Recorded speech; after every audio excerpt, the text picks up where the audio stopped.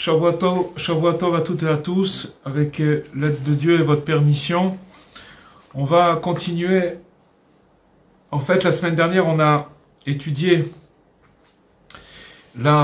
l'enseignement 23, et maintenant c'est l'enseignement 24 du Likutei Moharan. C'est une suite, et on va étudier un morceau du Likutei Moharan avec un morceau de Likutei Halachot de Rabbi Nathan. Alors, Rabbeinu, il nous dit Mitzvah Gedola Liod Besimcha Tamid. C'est une grande injonction, une grande mitzvah d'être toujours content, toujours joyeux. On voit qu'ici, Rabbeinu, comme il nous dit Liod Besimcha Tamid, qu'il faut être toujours joyeux, c'est une obligation. C'est pas une option, c'est une obligation. Et il faut se renforcer pour éloigner la tristesse et la marachchora. On avait expliqué que la semaine dernière, la marachchora, c'est la bile. D'accord? On avait expliqué que quand il y a 4 sortes de bile, et que quand la bile, elle a un intérêt pour le corps, pour comment le corps fonctionne, mais si si la bile elle est sécrétée dans le corps d'une manière qui n'est pas dans une bonne mesure, alors elle fait du mal au corps. Et donc il faut, si vous voulez, s'éloigner de la tristesse et de cette bile, de toutes ses forces. Rabbeinu dit, en fait, si on essaie de voir par rapport à ce qu'on a étudié la semaine dernière, on voit qu'il y a une certaine contradiction. Parce que dans l'enseignement de la semaine dernière, on nous dit de prendre, il nous a dit Rabbeinu, que de prendre la mélancolie, le soupir, la tristesse, et de la faire rentrer dans la joie. Alors que là, on voit plutôt un aspect différent, où on nous dit de nous éloigner de la zvut, de la tristesse. Alors que dans l'autre enseignement, c'est de prendre toute cette mélancolie et de la faire entrer dans la joie. Donc on voit qu'il y a une certaine, apparemment, une contradiction, mais on va voir après que c'est pas du tout une contradiction.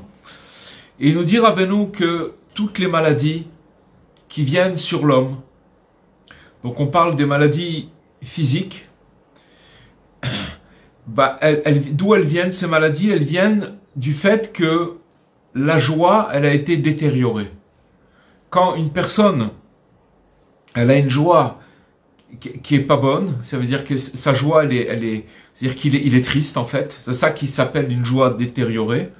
Alors à cause de ça, toutes les maladies viennent, c'est-à-dire c'est des portes ouvertes aux maladies. Toutes les maladies qu'on a, tous les maux qu'on ressent dans notre corps, ça vient tout simplement parce que notre simcha, elle n'est pas complète, elle est détériorée. Parce que Rabbeinu nous dit qu'il y a 10 sortes de mélodies. Et ces 10 sortes de mélodies, elles représentent la joie. En fait, si on voit que la joie, elle est assemblée de 10 mélodies. 10 sortes de mélodies. Et si on veut donner une expression à la joie, alors on a 10 sortes d'expressions musicales qui sont en fait la racine de toutes les joies qui existent sur Terre. Il y a 10 sortes de mélodies, et si on prend chaque mélodie, c'est la racine de toutes les mélodies qu'on peut trouver.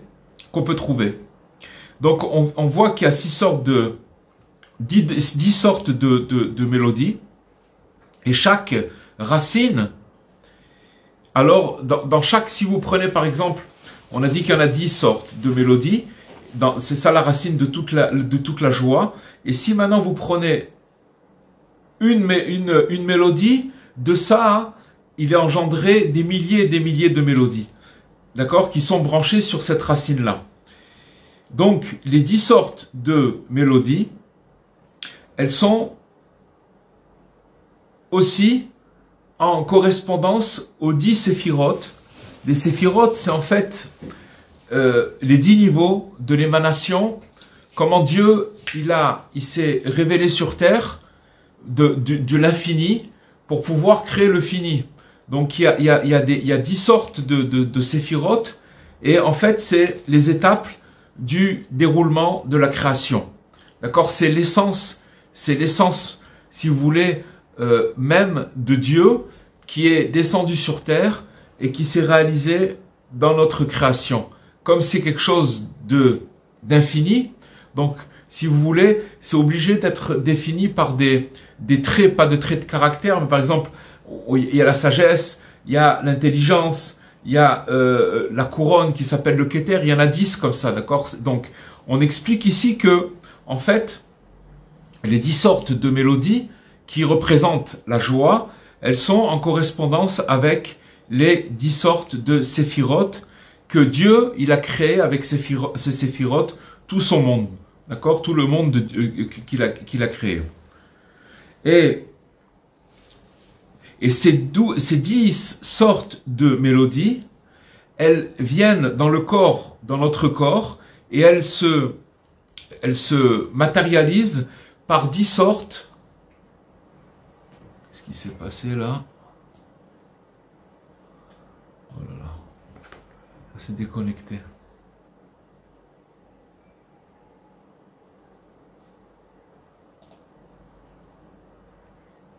Voilà, c'est bon. Ok, on a été déconnecté, reconnecté. Alors on a perdu 2-3 minutes là, on vous a plus suivi. Ah bon, ok. Alors, je vais revenir un petit peu en arrière. On a encore... Où c'est que vous étiez? Où c'est que vous... On a perdu par rapport aux sentiments de joie, etc., qui sont liés aux mélodies. Alors, Rabbi Nachman il dit qu'il y a 10 sortes de mélodies. Et ces 10 sortes de mélodies, c'est la racine de toutes les joies. Ça veut dire que toute la joie, elle vient de ces 10 mélodies. Il faut 10 mélodies pour dire que la joie, elle est complète. Et maintenant, on a expliqué à l'instant que ces 10 mélodies, elles sont en concordance avec les 10 sphirotes. Les 10 sphirotes, c'est-à-dire, c'est les étapes du déroulement de la création. Comment, d'un état d'infini, Dieu, il a fait descendre son essence dans la création du monde. Sa sagesse, d'accord, la beauté, etc. Il y a 10 sphirotes qui sont en concordance avec les 10 sortes de mélodies qui sont la racine de la joie. Et donc, ces 10 mélodies, elles viennent à l'intérieur de 10 poux qui se trouvent dans le corps de l'homme. Il y a 10 endroits où on peut prendre le pouls. C'est pas seulement dans les mains, il y a aussi, je crois ici, à côté, dans la gorge, il y en a 2. Enfin, il y a 10 endroits dans le corps de l'homme, de l'être humain, où on peut mesurer son pouls, où on peut arriver à capter les battements du cœur. D'accord? Donc, on reprend. Il y a 10 sortes de mélodies qui sont en concordance avec les 10 sortes de séphirotes, d'accord? Et en même temps, il y a 10 sortes de poux. Voilà, c'est trois éléments. On a connu un ami qui s'appelait Zichrono Livracha Yaakov Jalvo, qui lui avait pris le conseil de Rabbi Nachman, le conseil suivant, de parler avec les membres de son corps. Par exemple, quelqu'un il a mal aux pieds, il a mal à la main, il a mal aux yeux, il a mal au cœur, il a mal au foie, peu importe où il a mal, il y a beaucoup de membres dans le corps d'un être humain. Et Rabbi Nachman, il avait donné à un de ses élèves un conseil de parler avec les membres de son corps. De parler à son corps. D'accord? D'abord de parler à son corps en général et de commencer à parler aux membres de son corps, aux pieds, aux mains, etc. Et lui, Yaakov Jalvo, Zichrono Livracha, c'est un des gens, des gens qui ont fait ce travail-là pendant des années. Et il nous a dit qu'il arrivait, il s'est tellement entraîné à parler à ses membres qu'il arrivait à capter dans chaque membre l'âme de la mélodie qu'il y avait dans chaque membre de son corps. Parce qu'il faut savoir que Dieu, il donne une âme générale dans notre corps qui fait vivre, mais que aussi dans chacun de nos membres, il y a là-bas une âme qui fait vivre ce membre-là. Bon, alors donc vous voyez, c'est que si on voit, on a parlé tout à l'heure, on a dit que toutes les maladies viennent du fait que notre joie, elle est détériorée. Et ici, on voit que c'est 10 sortes de joie, c'est 10 sortes de mélodies, et que si le corps il est affecté et qu'il reçoit pas son énergie là-bas, alors il va être détérioré ce membre-là, et il va avoir des problèmes des pathologies, tout simplement. Toutes les pathologies dans lesquelles on passe, ça vient seulement parce que il y a un problème avec notre simcha. Donc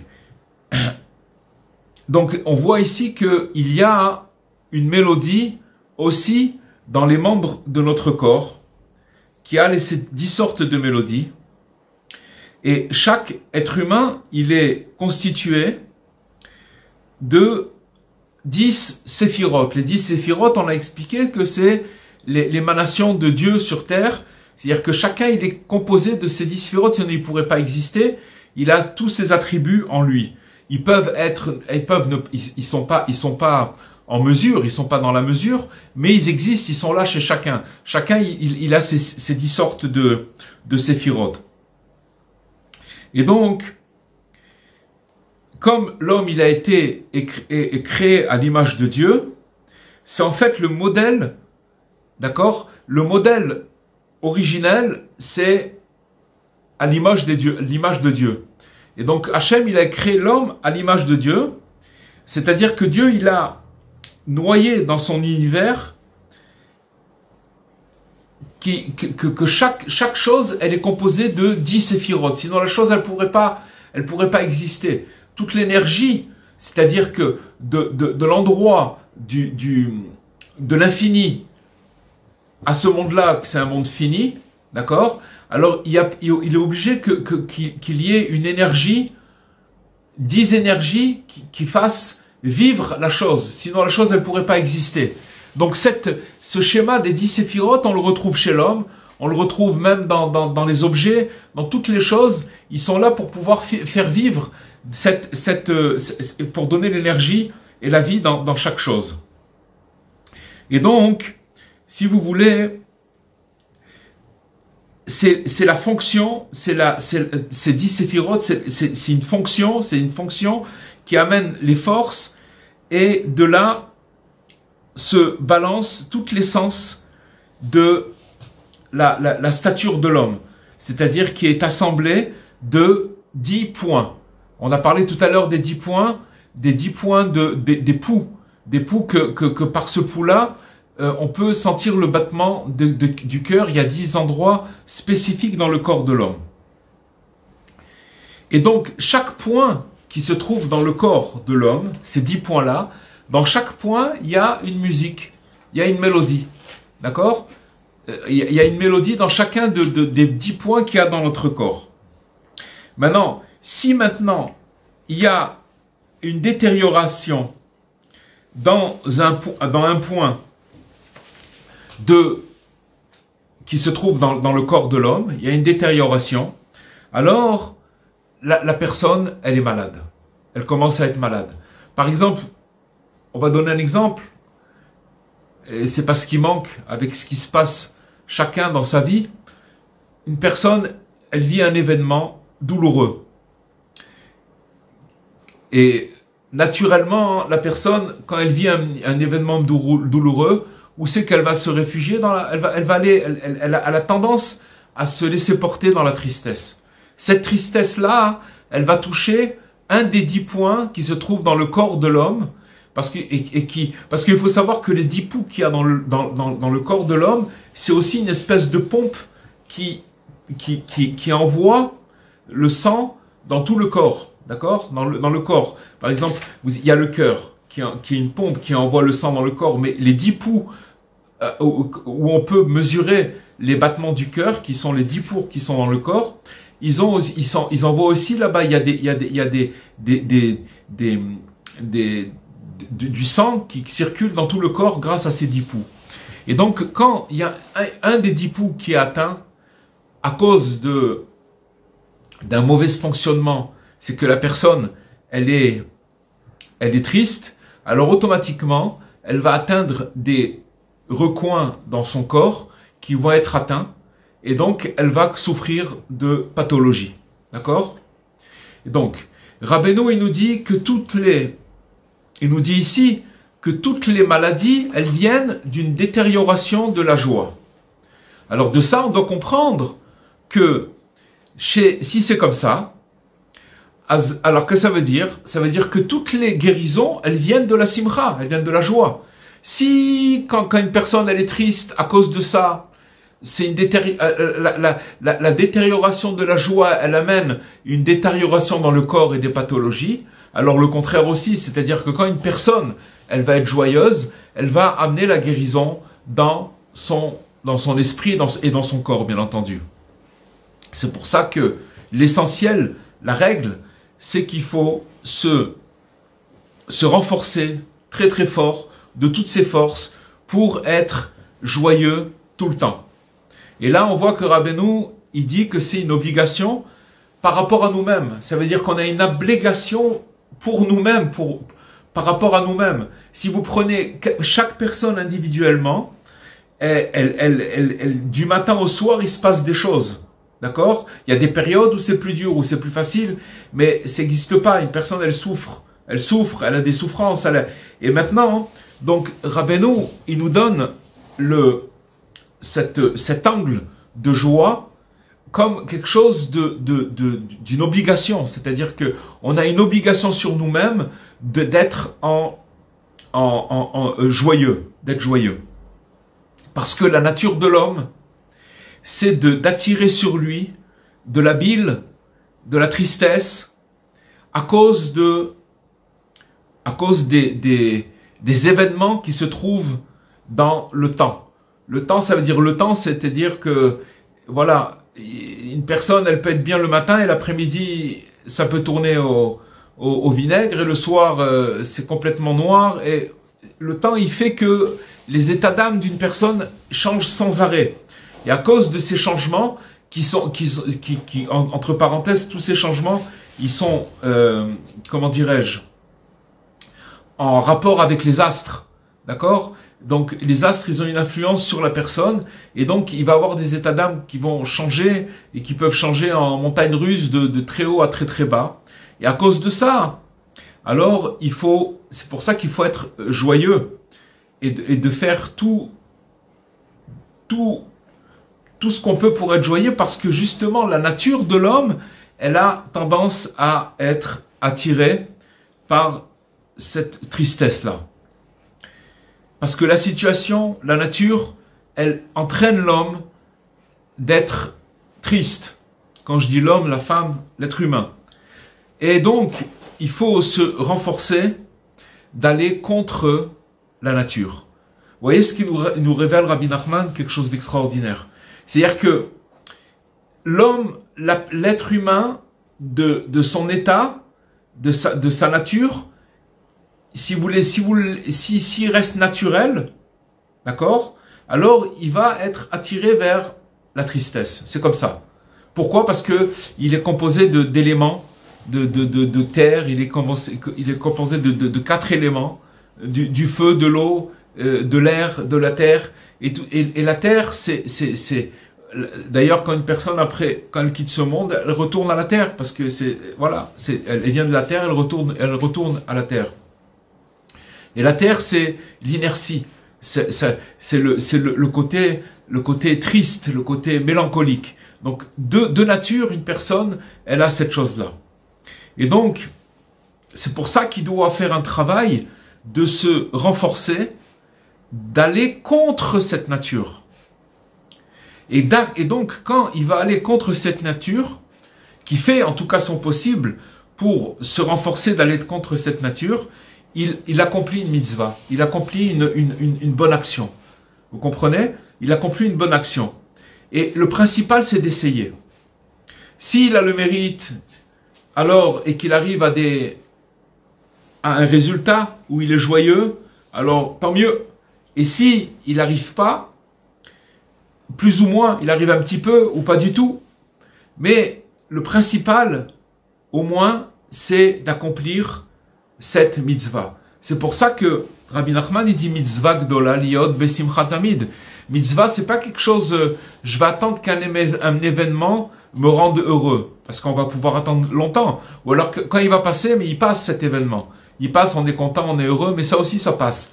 Donc ça veut dire que, si vous voulez, l'angle dans lequel Rabbeinu il veut nous faire montrer, c'est pas quelque chose de naturel, et t'attends pas, il va falloir que tu travailles là-dessus. Ça veut dire que maintenant tu vas te mettre en guerre contre ta lourdeur. Ça s'appelle, chacun on a une lourdeur qui s'appelle une lourdeur, c'est de la pesanteur, c'est quelque chose qui nous amène vers la mélancolie, et Rabbeinu il nous ordonne de nous battre contre ça. Parce que l'homme il est plein de souffrances. C'est pour ça qu'il faut se forcer soi-même avec une grande force d'être toujours joyeux. Et de se rendre joyeux soi-même comme il peut, de toutes les manières que ce soit, et même avec des bêtises, de faire le saut, de rigoler, de faire des sottises, de faire le clown. Pas pour se moquer de quelqu'un, d'accord, mais pour pas pour se moquer de quelqu'un, mais pour se remonter et de faire des blagues pour se remonter. Et donc il doit se servir de toutes les ressources pour être joyeux. On va voir que dans la suite de la Torah qu'on est en train d'étudier, Rabbeinu il dit que en fait il faut avoir le cœur brisé, ce qui s'appelle en hébreu lev nishbar, mais seulement le cœur brisé il faut l'avoir 1 heure par jour. Quand Rabbeinu il dit qu'il faut s'isoler une fois dans la journée, 1 heure par jour pour parler avec son créateur, ça c'est un moment où si vous voulez on fait la lessive, on commence à voir où on en est, on commence à s'introspecter, à faire l'état des lieux comme on dit, à demander, à remercier, à demander pardon. Voilà, ça c'est 1 heure, voilà, que Rabbi Nachman il a préconisé et qu'il a donné comme conseil. Mais il a dit que le reste du temps, il faut être le reste du temps il faut être Bessimcha. Une fois qu'on a fait cette lessive 1 fois par jour, alors le reste du temps il faut être Bessimcha. Entre parenthèses, quand Rabbi Nachman il a donné ce conseil de parler avec Hachem tous les jours, de faire Hitbodedut, de s'isoler pour parler, il faut savoir qu'il y a un phénomène que il a donné ce conseil puisqu'il dit que 21 heures tu peux avoir le cœur brisé, mais le reste du temps, cœur brisé ça ne veut pas dire être triste. Cœur brisé ça veut dire triste, ça veut dire, en fait la tristesse et le cœur brisé c'est très voisin, mais c'est pas du tout la même chose. Le cœur brisé c'est quelqu'un qui voudrait mais qui n'y arrive pas, mais il voudrait, il languit la chose, il voudrait y arriver. Alors que la tristesse, c'est quelqu'un qui est pas content d'arriver, il fait, excusez-moi du terme, il fait la gueule, il n'est pas content, il fait la tête, parce qu'il n'a pas eu ce qu'il a voulu, alors il fait la tête. Ça s'appelle la tristesse, et ça c'est quelque chose de grave. Alors que le cœur brisé, alors 1 heure par jour, Rabbi Nachman, il a dit d'avoir le cœur brisé, mais le reste du temps, 23 heures, il faut être tout le temps Bessimcha. Et il y a quelque chose un phénomène extraordinaire, c'est qu'en vérité, tout le monde fait Hitbodedut. Tout le monde parle, tout le monde se confie. Seulement, ça dépend à qui on se confie. Des fois, on peut se confier à une concierge, à une amie. On n'a pas dit qu'il ne faut pas se confier. Mais si vous voulez, des fois, on essaye de résoudre ses problèmes en parlant aux autres et en disant voilà, voilà ce qui m'est arrivé, Et les gens, et ça s'appelle une sorte d'isolement avec une personne avec qui on se confie. Mais le problème, c'est que souvent, ça amène à ce que le reste du temps, on n'arrive pas à être joyeux parce que ça ne résout pas le problème. Rabbi Nachman, quand il dit qu'il faut s'isoler pour parler à son créateur, il touche la racine de tous les problèmes. Il règle le problème dans sa racine. Et en réglant le problème dans sa racine, il nous donne la formule. La formule, c'est isole-toi, fais là-bas ta lessive, parle avec Dieu, pleure, crie, rigole, fais ce que tu dois faire. Mais le reste du temps, il faut être joyeux. Et maintenant, avec votre permission, on va continuer dans le Likuta Halachot, où Rabbi Nathan il nous dit que d'après tout ce qu'on vient d'étudier maintenant, les sages nous ont dit que chaque prière qui n'a pas dedans, on parle maintenant du minyan, qu'il faut 10 personnes pour pouvoir prier et faire le kaddish et faire certaines prières. Il faut minimum 10 personnes pour pouvoir prier. Il peut en avoir 100 ou 1000, mais ça veut dire à partir de 10 personnes, on retrouve cette structure, c'est-à-dire les séphirotes, les 10 mélodies. Donc il y a 10 personnes. Et maintenant, le Talmud, il nous dit dans le traité de Kritout, il nous dit que chaque prière, où il n'y a pas dedans un pécheur, dans la prière, d'accord? Ça veut dire que maintenant, si vous prenez une assemblée, et que maintenant, dans cette assemblée, il n'y a pas un pécheur, alors cette prière, elle compte pas. Elle compte pas. Ça veut dire qu'il faut que dans un minyan, il y ait un pécheur. Un ou plusieurs, mais en tout cas, il faut qu'il y en ait un minimum. Et s'il n'y a pas, alors la prière, elle tient pas. Et donc, il faut qu'il y ait cet assemblage, c'est-à-dire qu'il y ait une participation des pécheurs. D'accord? Des pécheurs, ceux qui pêchent, ceux qui se comportent pas bien. Parce que il faut assembler, il faut amener les pécheurs dans notre prière. Il faut chercher les pécheurs du peuple juif pour les faire rentrer dans nos prières. Pourquoi? Parce que Rabbeinu, il nous dit pourquoi il faut faire rentrer maintenant un pécheur dans notre prière. À la limite, on pourrait dire, attends, quelqu'un il vient prier dans une assemblée, il faut que les gens ils soient irréprochables. Et il faut faire attention qui c'est qui est là, etc. Au contraire. Juste pourquoi? Parce que, en fait, et on va revenir, vous allez voir que ça revient au cours qu'on a fait la semaine dernière, il faut prendre la mélancolie, le soupir, et le faire entrer dans la simcha. En fait, celui qui vient pour prier dans l'assemblée et qui est un pécheur, alors il représente, si vous voulez, la mélancolie qu'il y a dans cette communion de gens qui sont ensemble, et que la prière, elle représente la joie, et donc on fait rentrer ce pécheur dans la joie. Comme vous vous rappelez dans la Torah 23, alors on a dit qu'il faut, comme quelqu'un qui est en dehors de la ronde, et on le fait rentrer à l'intérieur de la ronde pour le faire danser. Pour arriver à faire rentrer la mélancolie dans la joie. Dans le cours précédent, on a étudié que la Kedusha, la sainteté, et la joie, c'est la même chose. Sainteté et joie, ça va ensemble. Ça veut dire quoi? Ça veut dire que quand vous avez une personne qui n'est pas dans la sainteté, qui a un comportement qui n'est pas idéal, d'accord? Comme les pécheurs. Alors, c'est sûr que cette personne-là, elle ne va pas être joyeuse. C'est-à-dire qu'en vérité, quand on est triste, ça veut dire qu'on est dans l'impureté. Vous voyez, quand on est touché par de la tristesse, c'est tout simplement parce qu'on est dans l'impureté. Et donc, seulement si vous prenez cette personne et que de force, vous la faites rentrer dans la prière, c'est-à-dire dans l'assemblée, c'est-à-dire dans les gens qui prient, les 10 qui prient, qui représentent, cette assemblée, elle représente la sainteté, alors ça s'appelle qu'on la fait rentrer dans la joie. Mais en même temps qu'on la fait rentrer dans la joie, on la fait rentrer dans la sainteté. C'est quelque chose de très très fort. Parce que la joie, il nous dit, Rabbi Nathan, la prière, ça s'appelle la joie. Parce qu'il faut prier avec joie. si on était conscient, si l'homme était conscient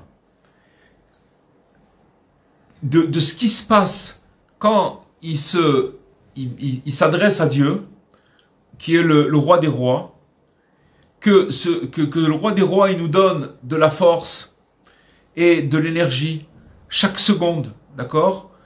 Alors si on prenait conscience que quand on vient, on parle à celui qui nous donne cette énergie, ça c'est déjà une source de simcha. Le problème, c'est une source de joie. Le problème, c'est qu'on n'est pas conscient. On parle blablabla, on parle à Dieu, mais on n'est pas conscient du tout. C'est peut-être ça où il faut prendre conscience, c'est d'avant de commencer à prier, même si je vais prier quelques minutes, mais je dois me dire qui j'ai en face de moi, à qui je m'adresse, à qui je parle.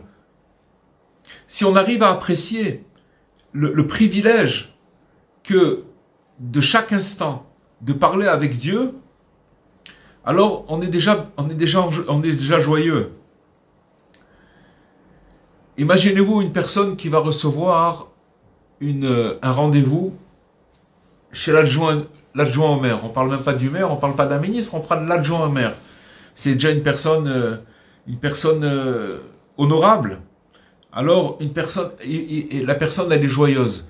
Qu'est-ce que c'est cette joie par rapport au privilège de pouvoir 24 heures sur 24 s'adresser à Dieu quand on veut, dans mon lit, quand je marche, dans mes pensées, à chaque instant, j'ai ce privilège-là. Le problème, c'est que ces choses-là, elles sont liées, la joie et la prière. Mais le problème, c'est que on n'est pas conscient du fait de s'adresser à Dieu, on n'est pas du tout conscient de cette chose-là. Comme c'est marqué, le roi David, il nous dit, Ivdu et Hashem besimcha, qu'il faut servir Dieu dans la joie. C'est-à-dire que le service de Dieu, il doit se faire dans la joie. Et en vérité, la prière, c'est le travail du cœur. Ça veut dire que maintenant, quand on va commencer à prier, c'est une prière, elle vient du cœur. Elle vient du cœur. Et donc, dans cet endroit du cœur, comme c'est marqué, Natata simcha belibi, tu as donné de la joie dans mon cœur. Où c'est que j'arrive à ressentir de la joie, où j'arrive à ressentir et à vivre de la joie, alors ça va être dans le cœur.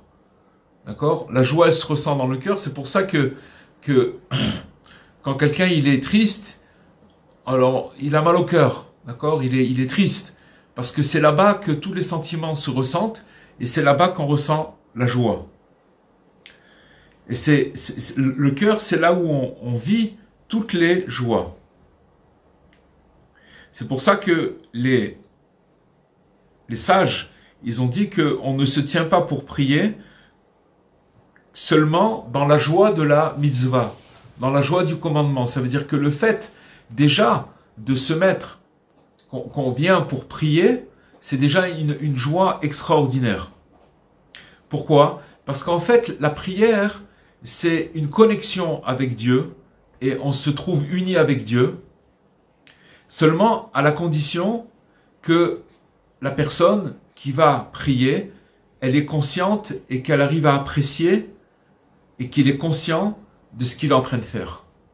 C'est pour ça que souvent, la prière, elle est un peu faite comme un robot. Ça veut dire que si on ne fait pas un travail là-dessus, très facilement, on se retrouve dans la routine. Et dans cette routine-là, il n'y a pas de joie.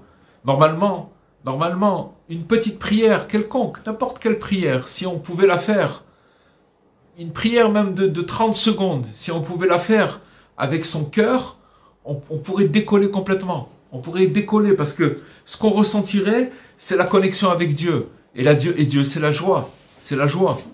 Vous comprenez, les amis? Et donc, s'il n'est pas conscient de ce qu'il est en train de faire, alors il ne peut pas sentir la joie. Et donc, si vous voulez, il abîme la qualité de sa prière. C'est pour ça que la prière qu'il y a dans le cœur, qui vient du cœur, c'est l'endroit où il y a la joie. Ça veut dire que la personne, elle est consciente et elle apprécie de tout ce qu'il est en train de sentir dans son cœur. C'est ça la joie. Et c'est pour ça que précisément, il faut associer les pécheurs qui représentent les pécheurs. Un pécheur, c'est quelqu'un, quand quelqu'un y pêche, alors il va se retrouver il a un mauvais comportement, il va se retrouver dans la tristesse. Et cette tristesse, c'est le contraire de la joie. Maintenant, comment on fait? C'est pour ça qu'il faut associer les pécheurs qui représentent la mélancolie. D'accord? En général, les gens ils disent on va se faire un groupe où on va être tous joyeux, etc. Un petit groupe où on va très très réduit. Mais Rabbeinu il dit non, il dit pas ça. Il dit il faut attirer précisément celui qui est pas dans la sainteté et de le faire entrer dans la tfila, de le faire entrer dans la prière. D'accord? C'est pour ça que la prière il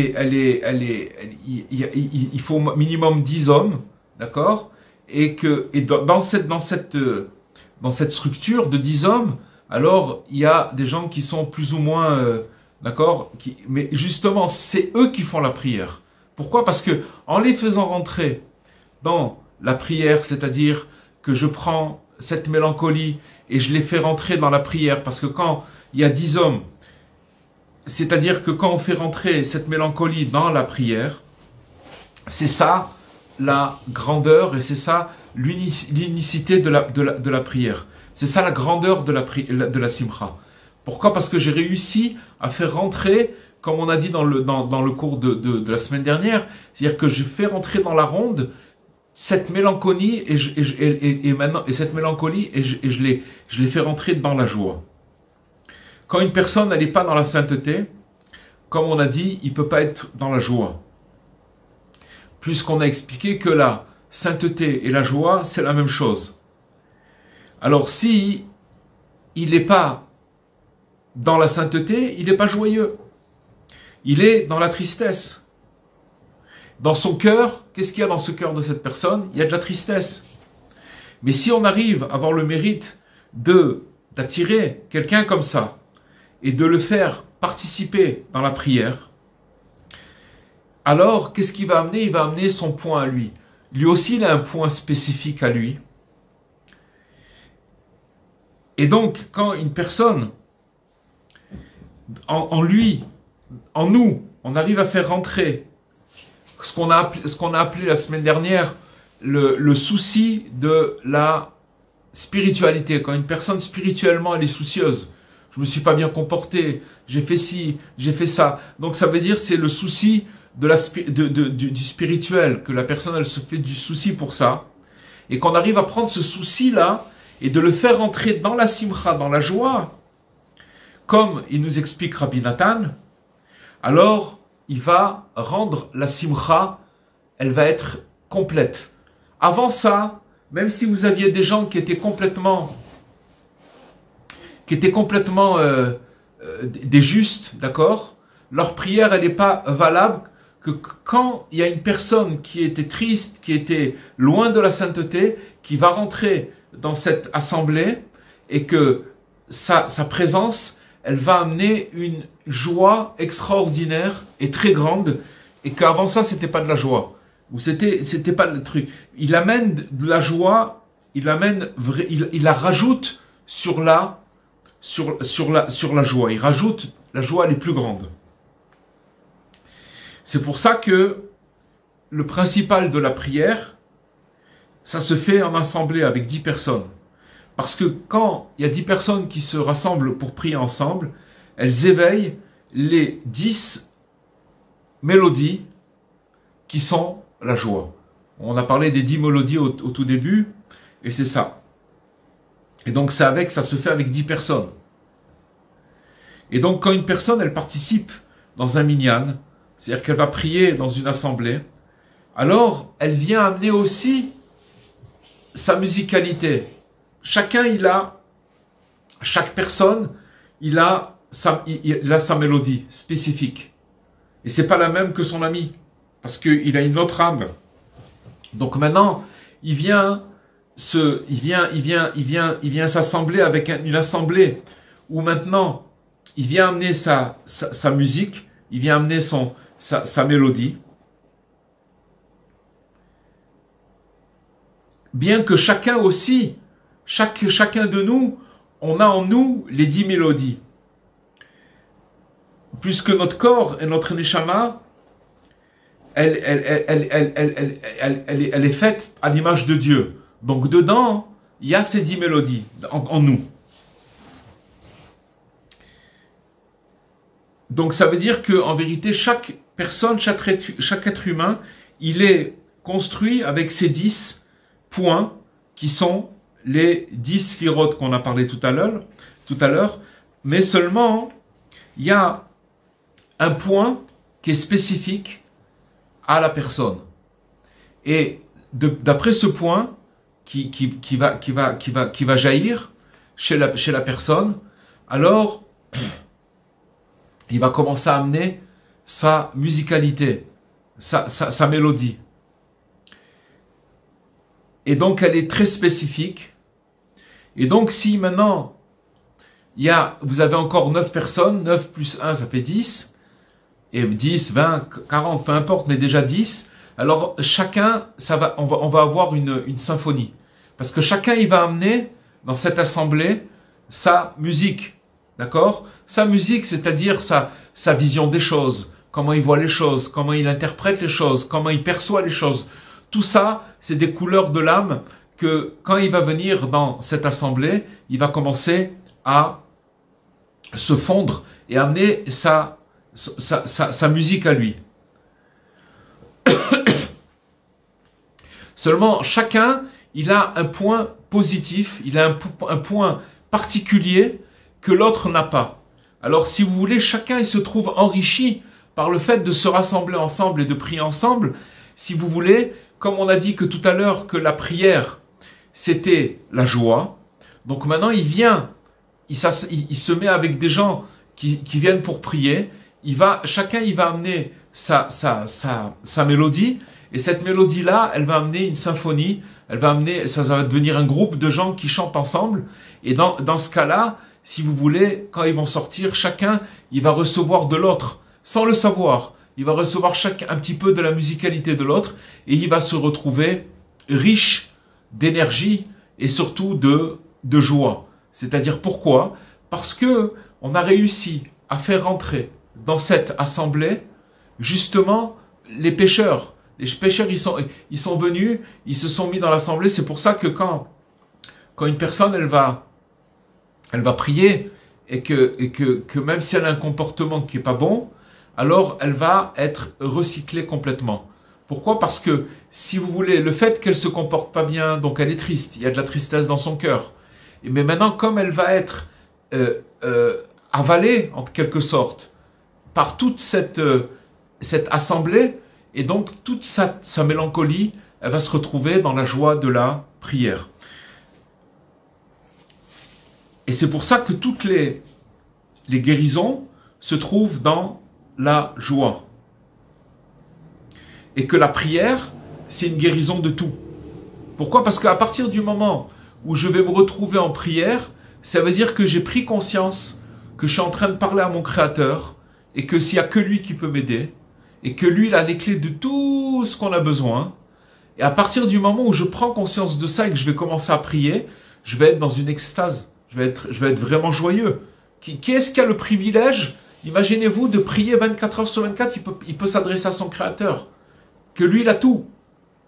Alors que normalement, si une personne, elle veut, je ne veux pas comparer, mais même d'aller voir, d'avoir une faveur d'un bureau je sais pas, un bureau il a besoin d'un truc à la poste ou n'importe quoi, il va falloir qu'il attende que la poste, elle ouvre, il va falloir qu'il fasse la queue, et c'est pas sûr qu'il a besoin, etc. Alors que là, on a accès 24 heures sur 24, chaque seconde, à pouvoir parler à notre Créateur.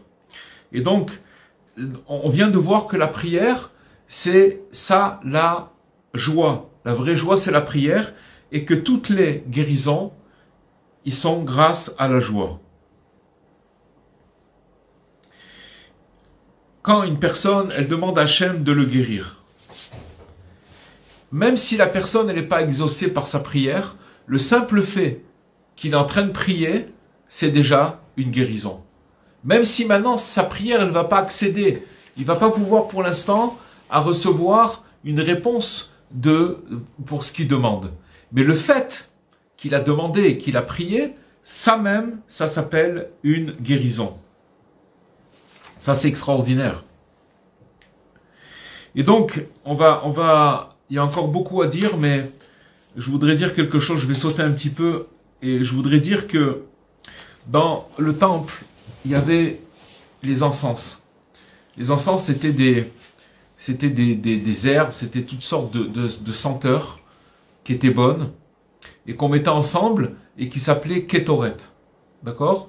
Et cette Kétoret-là, il y avait un élément dans la Kétoret, c'était 10 encens qu'on mettait ensemble, mais il y en avait une qui s'appelle Chelbona. Et le Chelbona, c'est quelque chose qui puait, c'est vraiment, ça avait la senteur d'une boule puante, c'était vraiment quelque chose de très très désagréable à sentir. Mais il faut savoir que pour pouvoir mettre ces encens sur le sur l'autel, il faut savoir que les encens, c'est avec ça que la prière elle montait. On faisait brûler des encens sur l'autel, d'accord?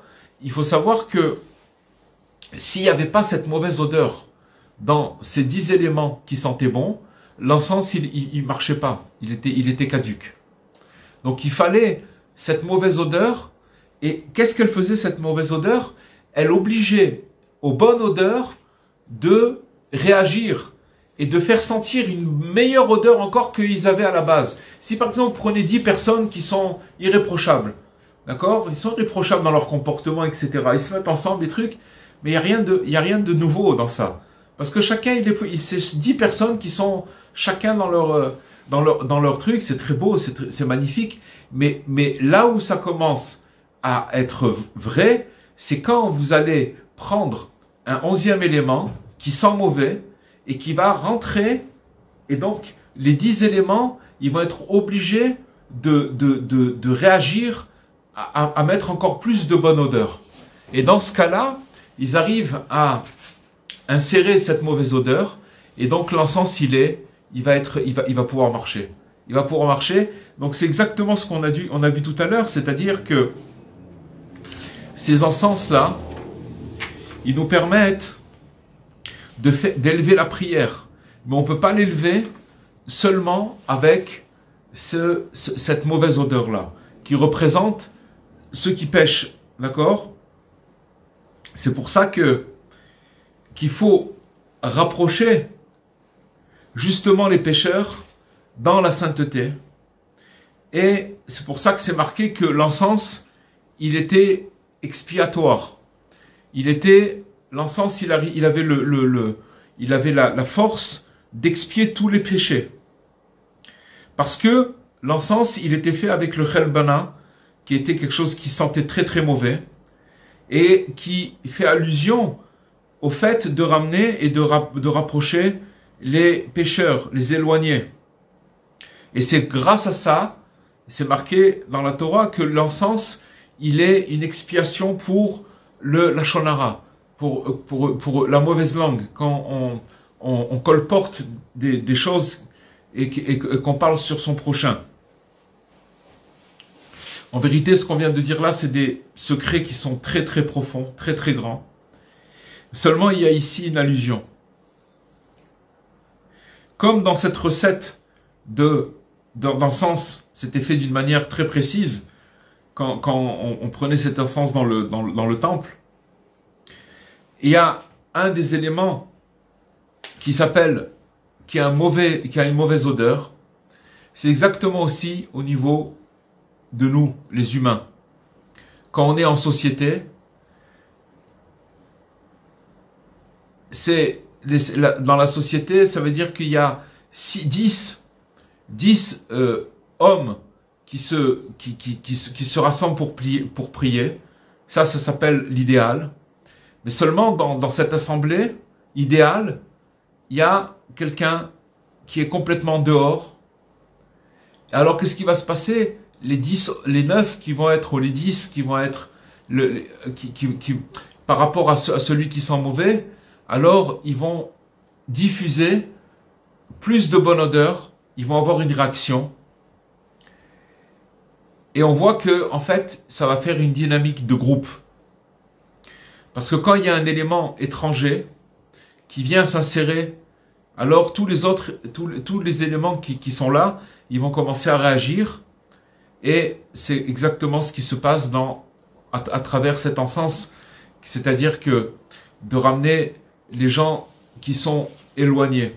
C'est marqué dans le Zohar de Rabbi Shimon Bar Yochai que le Mashiach, il viendra avec un petit groupe de gens, Knishtachada, un groupe de gens, quelques personnes, une dizaine de personnes, qui vont être très très simples, d'accord, mais qui vont être capables de pouvoir prier dans la joie, dans l'amitié, et cette joie et cette amitié, elle va attirer le Mashiach.